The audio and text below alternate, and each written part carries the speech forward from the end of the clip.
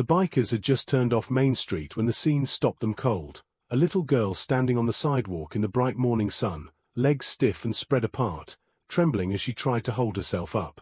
She looked like she wanted to walk, but her body simply wouldn't let her. Her knees shook violently, her face red from pain, and tears slipped down her cheeks in the open daylight for everyone to see.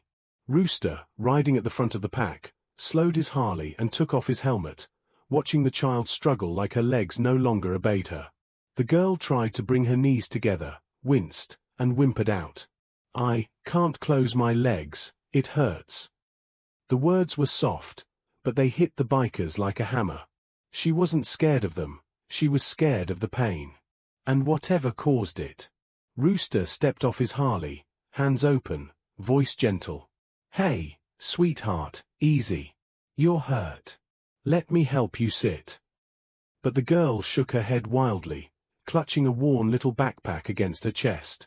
Sweat glistened on her forehead even though the day was mild. Whatever pain she felt had been there for hours, maybe longer. And she was alone. "Did you fall?" Rooster asked, crouching slowly so he didn't tower over her. She tried to answer, but her voice cracked. Her legs twitched again, refusing to close, like her muscles were locked in place. I tried to run. But then." She gasped mid-sentence and pressed her fingers against her thighs, breathing hard. Behind Rooster, the bikers exchanged tense glances. They'd seen broken bones, motorcycle crashes, fights gone wrong. But a child standing in broad daylight, paralyzed by some unseen pain, that hit different. "Sweetheart," Rooster said calmly, "did someone do this to you?" The girl didn't nod. She didn't shake her head.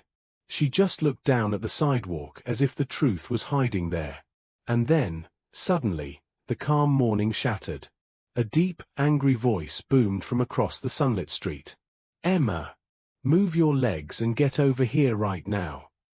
The girl flinched so violently her backpack slipped from her hands and hit the ground with a dull thud. Rooster rose to his full height, shoulders squaring, the bikers behind him turning in unison like a wall made of denim and leather. Their expressions hardened instantly. Emma's breathing turned sharp, panicked. Her legs trembled even more. She stepped closer to Rooster, barely a whisper escaping her lips. "Please, don't let him come near me." The man storming toward them froze when he saw who stood between him and the child, a dozen bikers staring him down in the middle of a sunlit street. And just like that, the quiet town of Willow Creek held its breath. The man's face twisted in rage as he stopped 10 feet away, glaring at the line of bikers. He was tall, solid, the kind of man who could fill a doorway and make people flinch simply by standing there.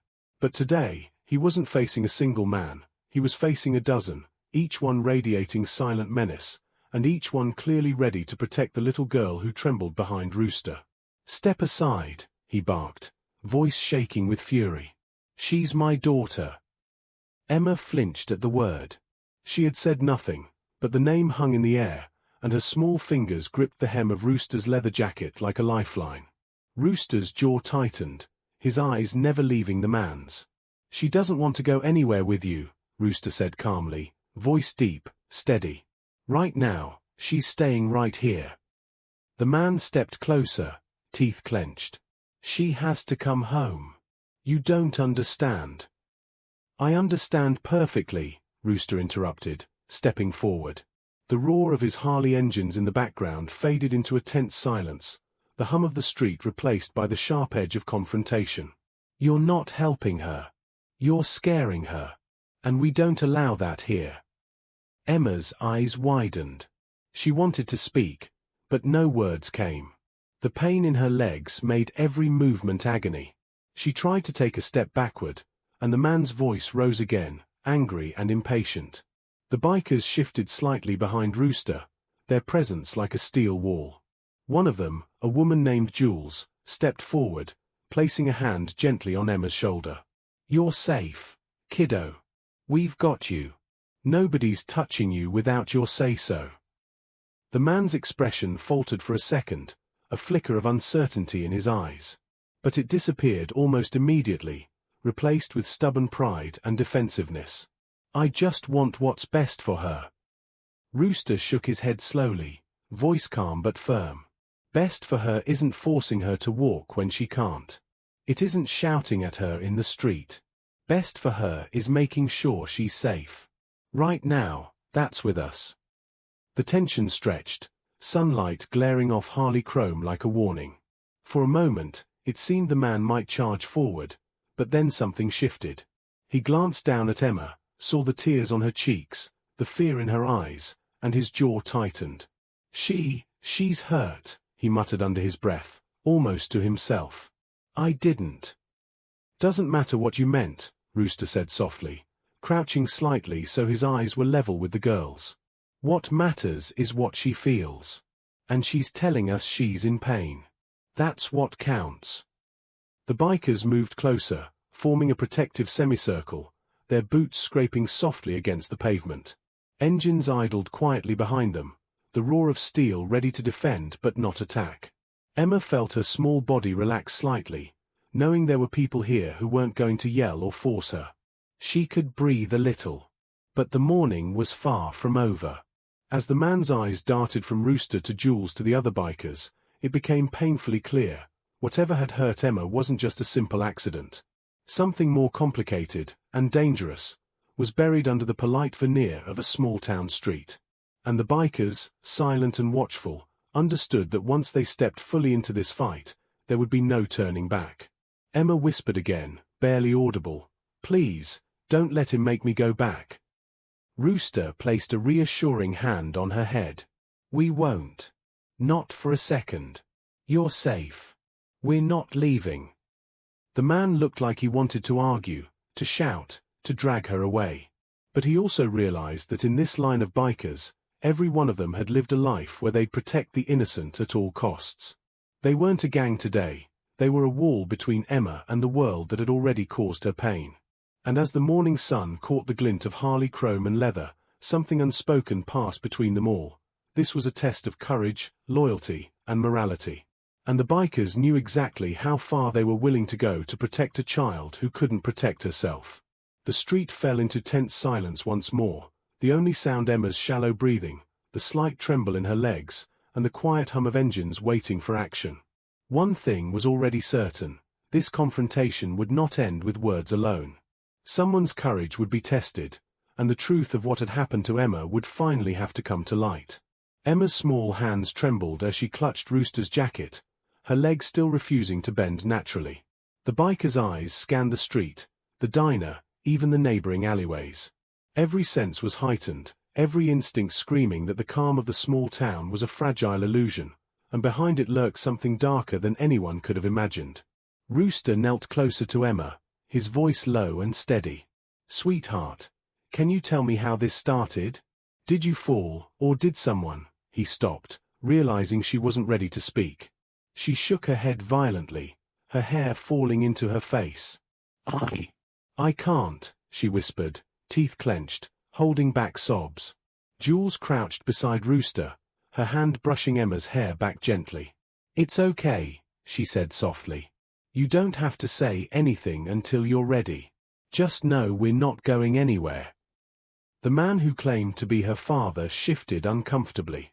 His expression had changed slightly since the standoff began. The anger was still there, but so was a flicker of something else, an acknowledgement that the bikers weren't just bluster and leather. They were disciplined, protective, and unwavering. A memory flashed in Rooster's mind of the stories his father had told him about the small town, a town where appearances were everything, where families hid their mistakes behind closed doors. He realized, with a sinking feeling, that Emma's pain might not be accidental. Something more sinister had gone on behind the walls of her home. "Emma," Rooster said gently, lowering his voice so only she could hear, "if someone hurt you, it's not your fault. It's theirs. Do you understand?" Emma nodded faintly, the corners of her lips trembling. She had been carrying a secret alone for far too long. And now, surrounded by the bikers, she felt the first flicker of hope that someone might finally listen, might finally protect her. One of the bikers, a tall man with tattoos snaking up his arms, spoke up quietly. "We need to see a doctor." Legs like that, she shouldn't be standing on them for long. Rooster nodded. Right. But first, we find out what happened. And we make sure she's safe from him. His eyes met the man's across the street. You're not taking her anywhere until we know the truth. Do you understand me? The man swallowed hard. His pride and anger wrestled with a gnawing fear he hadn't expected to feel. He knew these bikers were serious. They didn't talk threats, they acted. And for the first time, he realized that whatever hidden truths he had hoped to bury would come to light in the face of these men and women, loyal to a code that prioritized protection over family loyalty when innocence was at stake. Emma's voice was barely a whisper. He hit me, she said, trembling. He made me try to run, and when I couldn't, she couldn't finish, but the bikers understood. The bruises, the pain, the stiffness in her legs, it all made sense now. A heavy silence fell across the street. The man's face drained of color, his eyes wide as the weight of Emma's words landed. He opened his mouth, as if to explain, but no words came. He was unprepared for the reckoning of conscience, the moral force he was now facing. Rooster looked down at Emma, his jaw firm. You don't have to face this alone anymore. Not ever. We're with you. He gestured to the other bikers. All of us. That's the promise. The girl's small body relaxed fractionally, the first real relief she'd felt in days, maybe weeks. But Rooster knew that relief was fragile. The stakes were higher than anyone in Willow Creek realized. This confrontation wasn't just about protecting Emma in the moment. It was about uncovering the hidden truths that had kept her suffering in silence, and ensuring that justice reached the people responsible. The bikers formed a protective semicircle around Emma, their combined presence a silent warning. Nobody would cross this line. Nobody. The air was thick with tension, yet beneath it ran a current of loyalty, courage, and moral strength, the kind of energy that only people who had seen the darkest corners of life could summon. And as the morning sunlight caught on chrome and leather, Rooster's gaze hardened. He knew the next steps would not just be about protecting a child, they would be about exposing a truth that the town had tried to hide, facing consequences, and demanding justice. Emma looked up at him, fear and hope warring in her eyes. Please, she whispered again, please don't let him make me go back. Rooster's hand squeezed her shoulder gently. You're not going anywhere with him. Not today. Not ever. We'll get you through this. And for the first time that morning, the little girl allowed herself to believe it. The morning sun climbed higher over Willow Creek, illuminating the quiet town with a deceptive serenity. From the diner's dusty parking lot to the cracked sidewalks of Main Street, everything looked ordinary. Yet the tension that clung to the bikers and Emma was anything but ordinary. Rooster and his crew huddled quickly, speaking in low, measured tones while keeping one eye on the man who claimed to be her father, whose jaw was tight, posture defensive, every muscle screaming frustration and fear. We need a plan, Rooster said quietly, voice low enough that only Jules and the closest bikers could hear. First step, get her checked by a doctor. Legs like that, she could have lasting damage if we wait. Jules nodded. Agreed. And we need to make sure she's calm. Every step she takes right now matters. She trusts us. We can't break that. Another biker, Big Tom, scratched his chin. And after the doctor, we find out exactly what went on at her home. We can't just stand here and hope he'll tell the truth. Rooster's gaze swept over the little girl, who was sitting on the curb, legs still stiff and trembling, gripping Jules' hand. Her trust in them was fragile, but real. That trust was now the most important thing in Willow Creek. We'll do this carefully, he said. No rushing. No yelling. We bring out the truth, but we don't scare her further. She's been through enough. The man, watching silently from across the street, seemed to sense the strategy forming. His eyes darted nervously between the bikers, the little girl, and the street, realizing that whatever control he thought he had lost. Rooster crouched near Emma again, speaking gently. We're going to take you somewhere safe. A doctor will check your legs, make sure they're okay. Then we'll figure out what's going on, together. You're not alone anymore. The girl's lips trembled as she nodded faintly. It was a small gesture, but to the bikers, it was everything. It meant she trusted them enough to move forward, to let them step into her life. They carefully guided her toward the waiting bikes, each step deliberate and slow. Rooster lifted her small backpack and slung it over his shoulder. She held onto Jules as they moved, tiny hands gripping leather like it was her anchor. The man called after them, voice shaking, "Emma." But no one turned back. Not now. Not ever. At the doctor's office, the little girl's legs were examined, and the diagnosis confirmed their worst fears: trauma-induced stiffness and bruising, likely from repeated force rather than accident. The doctor's eyes were heavy with concern, but there was relief, too. Finally, her condition was being seen, validated. Back on the street, Rooster confronted the man, voice firm and controlled. "You're going to tell us everything. No lies. No excuses. We're not leaving until we know the truth." The man's face flushed red. His anger, embarrassment, and shame ward in plain sight. I didn't mean." "Doesn't matter what you meant," Rooster interrupted, voice unwavering.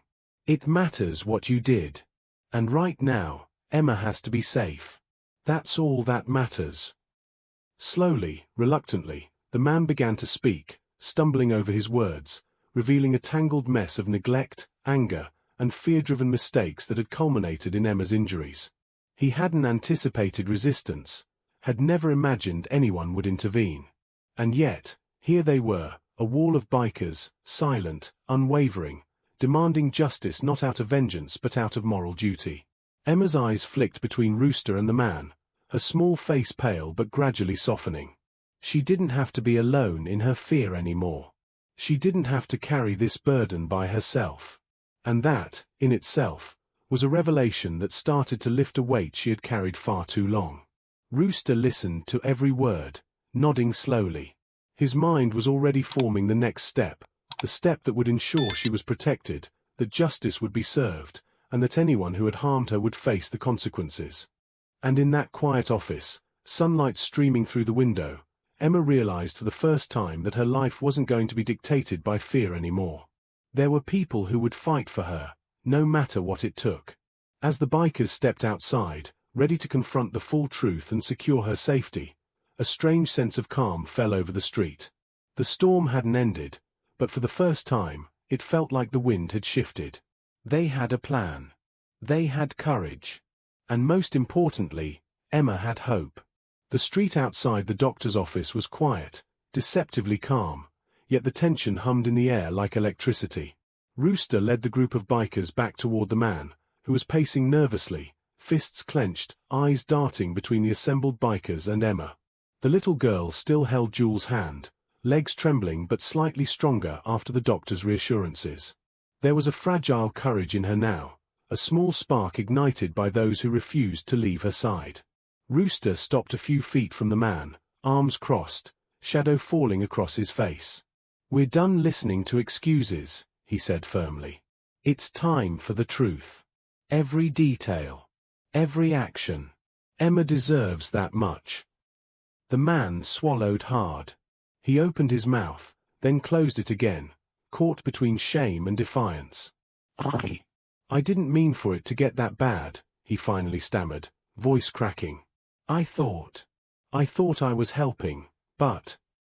Jules stepped forward, voice calm yet unwavering. "Helping?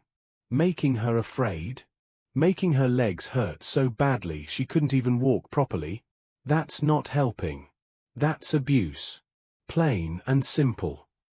Emma's small voice, trembling but growing steadier, cut through the tension. It hurt. And I was scared. I tried to run, but I couldn't. And I didn't want him to be mad."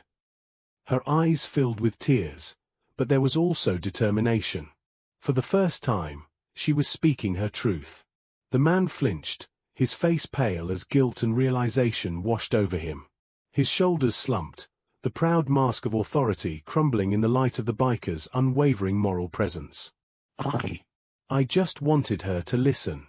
I didn't. I didn't know what else to do.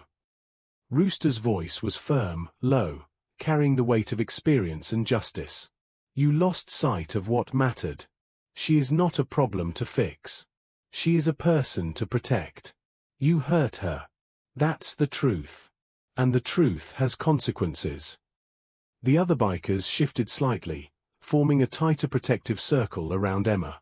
Each one radiated a silent strength, a moral code that required them to stand up for the innocent, even if it meant facing danger, even if it meant confronting someone you once trusted. Emma's breathing steadied. She was small, fragile in body, but her courage began to grow. She realized that she wasn't alone anymore. These bikers, rough, tough, scarred, and battle-worn, were her guardians now. They had chosen her, chosen to protect her, and their loyalty was absolute. The man's eyes dropped to the pavement, guilt pressing down like a weight he had no escape from. I understand, he muttered. I failed her. Understand this, Rooster said, stepping closer, voice resonant, commanding attention. Understanding isn't enough. You will make amends. You will face the consequences of your actions. And we will make sure Emma is safe, always. Emma's small hands gripped Jules' arm, tears spilling freely now, but they were tears of relief as well as pain. The bikers, sensing the shift, relaxed slightly, though their vigilance never wavered. They had done what they had to do. They had protected her, drawn the truth out into the open, and made it clear that moral courage and justice would always outweigh fear and intimidation. For a few moments, the street seemed suspended in time. The morning sunlight reflected off the bikers' chrome, the warmth of the day contrasting the cold reality of the reckoning. Emma looked at Rooster and the others, a mixture of gratitude, awe, and emerging hope in her eyes. You saved me, she whispered. Rooster crouched, looking her in the eye. No. You saved yourself.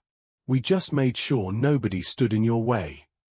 The man's voice cracked further. I don't deserve forgiveness. Rooster shook his head slowly. Forgiveness isn't ours to give. You have to earn it. By doing right by her, starting today. And as Emma's small frame leaned slightly into Jules' side, comforted by the protective presence of the bikers, it was clear that the morning had changed everything. The confrontation had revealed the truth, exposed wrongdoing, and begun the slow process of healing. But it also demonstrated something far more powerful. Courage, moral strength, and loyalty were forces that could transform lives, even in the sunlit streets of a seemingly quiet town. For Emma, the day was no longer defined by fear. It was defined by protection, justice, and the first sparks of freedom. The sun was high now, casting a warm glow over Willow Creek, and for the first time that day, the street felt alive with possibility rather than fear. Emma sat quietly on a curb outside the doctor's office, legs still weak but slowly regaining strength, as Rooster and the bikers gathered around. There was no rush, no shouting, just a shared understanding that trust, once broken, had to be rebuilt carefully and with patience. Rooster knelt beside her, adjusting her small backpack. We're going to make sure you get stronger every day, he said, voice calm and steady. No more running, no more hiding. Just healing, little by little. Jules smiled gently, brushing Emma's hair from her face. You're not alone anymore. Not ever. You have people who care. People who will protect you. Emma's eyes, still wide from the morning's events, reflected a mixture of fear and hope. She had spent months feeling powerless, trapped in a small world where adults were supposed to protect her but had instead caused her pain. Now, surrounded by bikers who lived by a code of loyalty, courage, and moral strength, she felt a fragile sense of safety settle over her. The man who had caused her suffering remained a few feet away, watching silently, guilt written in every line of his face. He wanted to speak, to explain, but Rooster's gaze held him in place, unwavering and commanding. Finally, the man exhaled, shoulders slumping. I never meant for her to be hurt like this, he admitted. I thought I was doing the right thing. Rooster's eyes softened slightly but remained firm. Intentions don't erase pain. Actions do. Right now, you have a choice: start making amends, or continue being part of the problem. The choice is yours. Big Tom stepped forward, placing a hand on the man's shoulder. You can fix some of this. But only if you follow through. Only if you put her safety first. No excuses. Emma looked up at the man, her voice barely a whisper. I want to be safe, she said, and I want to learn how to trust again. The man nodded, swallowing hard, a mixture of shame and resolve on his face. I'll do whatever it takes. Rooster stood, glancing at the group of bikers who had been quiet until now. Good. Because protecting her isn't about one person. It's about all of us. We stand together, as a family, and that means loyalty, courage, and keeping her safe no matter what. The bikers formed a protective circle around Emma once more, a living shield of leather, steel, and moral strength. She could feel their commitment in the steady warmth of their presence, a bond forming that went beyond mere protection. It was a family forged through shared responsibility and honor. As the afternoon light poured over the town, Emma slowly tried to walk, legs trembling but obedient. Each step was small but significant, a tangible proof of recovery, courage, and the unexpected kindness of strangers who had chosen to fight for her. Rooster stayed close, guiding her, ready to catch her if she faltered. Jules crouched beside her, smiling gently. See? You're stronger than you think. And we're not going anywhere. Emma's lips curved into the faintest smile, a fragile hope taking root in her heart. For the first time, she realized that even in a world that could be cruel, there were people willing to fight for what was right, willing to stand up to protect the innocent, willing to be family when family had failed. And as the bikers helped her walk down the sunlit street, their motorcycles parked nearby gleaming in the afternoon sun, Willow Creek seemed to shift around them. The air felt lighter, the town quieter but safer. For Emma, the day had become a turning point, a journey from fear to hope, from pain to protection, from isolation to belonging. The bonds forged that day were unexpected, born of courage, loyalty, and the moral conviction of people who understood that real strength isn't measured by violence or fear, but by the willingness to stand up for what is right, no matter the cost. Emma looked at Rooster and the others, eyes wide, and whispered softly, "Thank you, for staying." Rooster's voice, calm but deep, carried a quiet truth. You don't have to thank us. We're family now. And family looks out for each other. For a little girl who had once felt powerless, the world suddenly seemed full of possibility, protection, and the unshakable promise of moral courage. By late afternoon, Willow Creek seemed almost peaceful again. Sunlight bathed the streets in a golden glow, and the town's ordinary rhythm resumed, though underneath it lingered the knowledge that something extraordinary had happened that day.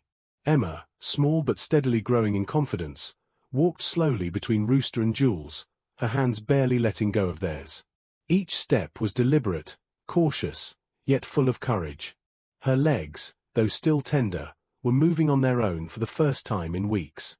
The man who had caused her pain now sat on the curb, head bowed, visibly grappling with guilt and the reality of his actions.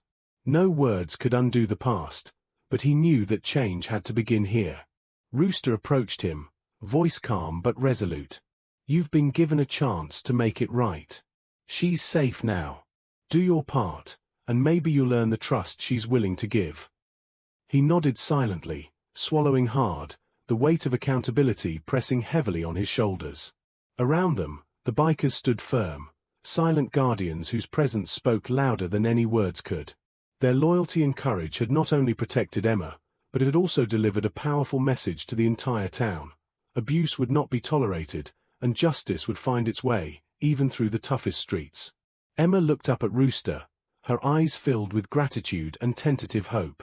I think I can trust again, she whispered, a fragile smile tugging at her lips. Rooster knelt, brushing a stray lock of hair from her forehead. You can. And we'll be here every step of the way. You're not alone anymore. You're part of a family that will protect you, no matter what. The bikers' motorcycles gleamed in the sunlight, engines idling quietly, a symbol not of threat but of freedom, protection, and moral strength. The town watched silently, understanding that the presence of these unlikely heroes had shifted the balance of courage, justice, and compassion in Willow Creek forever. As the group slowly moved away, guiding Emma towards safety and healing, it was clear that the scars of the past could be softened by the kindness of those willing to act, by the loyalty of people who would risk themselves to protect the innocent, and by the courage to face the truth, no matter how painful. For Emma, the fear of being powerless had been replaced with the first true taste of freedom. Freedom protected by those who understood that strength isn't measured by violence, but by the courage to stand up for what is right, to defend the helpless, and to act when others turn away. True courage is not the absence of fear, but the willingness to protect those who cannot protect themselves. Family is not always defined by blood, but by loyalty, love, and unwavering support. Justice is strongest when tempered with compassion and guided by moral strength. Even the smallest voices deserve to be heard and defended. In a world full of pain, kindness and courage can transform lives, heal scars, and restore hope. And sometimes, the most unlikely heroes, bikers with scars and battle-worn hearts, can teach us the greatest lessons of all.